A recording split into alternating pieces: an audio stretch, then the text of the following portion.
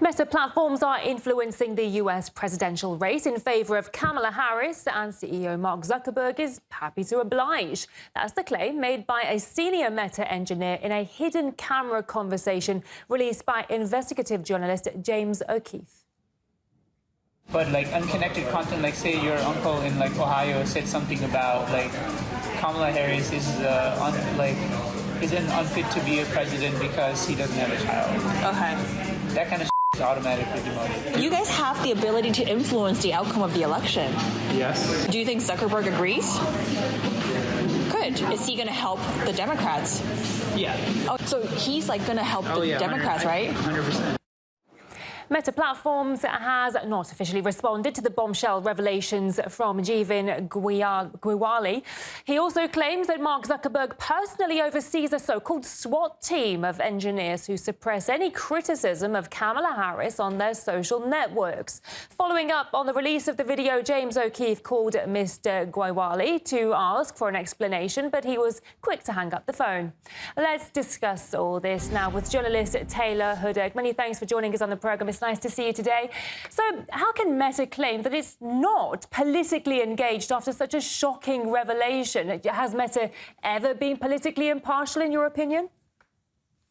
Right. I mean, these reports are just absolutely extraordinary, really confirming what I think so many of us have already felt, is that these platforms are highly politicized. And I think that Meta, of course, it owns Facebook and Instagram, has lost a lot of credibility now that this has come forward, because it is very specific to this upcoming U.S. election. As it was stated in those videos, of course, Meta will censor certain content, perhaps content that is more conservative leaning on the platforms. And they also implement the use of fact checkers who rely on mainstream media reports to determine what is fact from fiction. Of course, this is deeply problematic. Also, content isn't necessarily outright removed under these certain provisions that Meta uses, but the content is demoted, deboosted, and the user isn't notified about this. So users on these platforms think that they have freedom of speech, but they do not have freedom of reach. So this is deeply problematic. And of course, this is not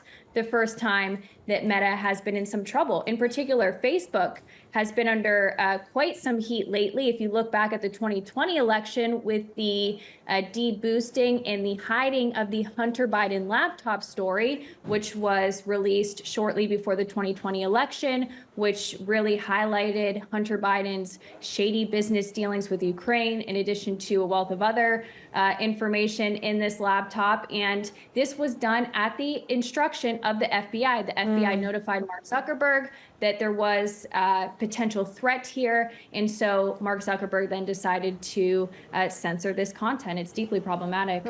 So why isn't this being considered direct interference in the US elections? If Meta does deliberately shadow ban anyone criticizing the Democrats, then isn't that meddling?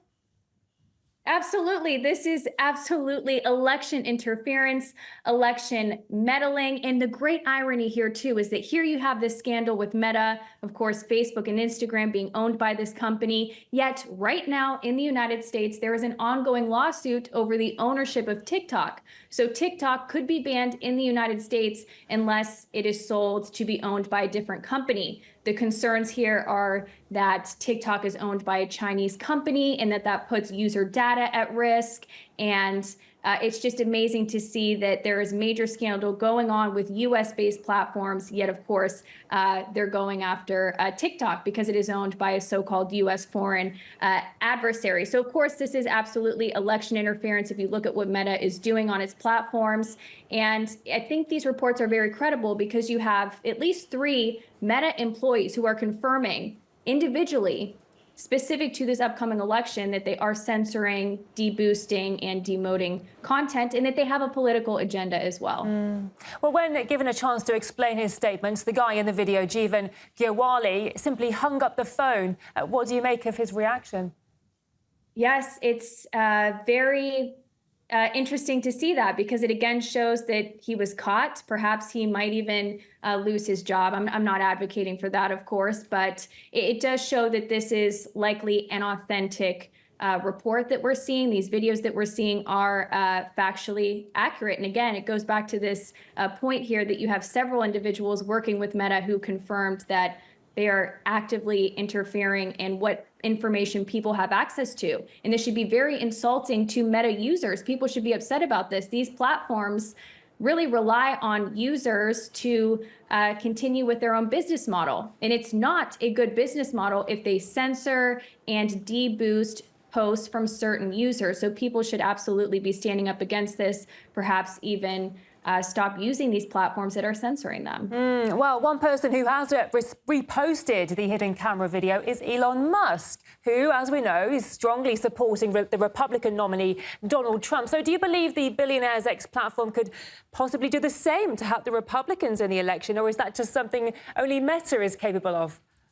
No, absolutely. I think this could completely happen on X, as it is owned by Musk. And let me just say this. I mean, I know that there's a lot of enthusiasm surrounding Musk's ownership of the platform. However, his company SpaceX does have close ties to the U.S. military intelligence apparatus. So I've always had questions as to what that could mean for the future of X. There is still censorship on the X platform, still limited reach. Things have gotten better under Musk's ownership. But I think the problem here with these platforms is not necessarily who owns the platform. While that is certainly a factor, there are regulations and policies and legislations that is coming out that restricts what these platforms can and cannot do. I mean, if you look in the EU, where I'm at right now, in particular, we have the DSA, Digital Services Act, which requires these platforms to restrict certain content that is illegal, of course, but also to restrict content that is so-called disinformation.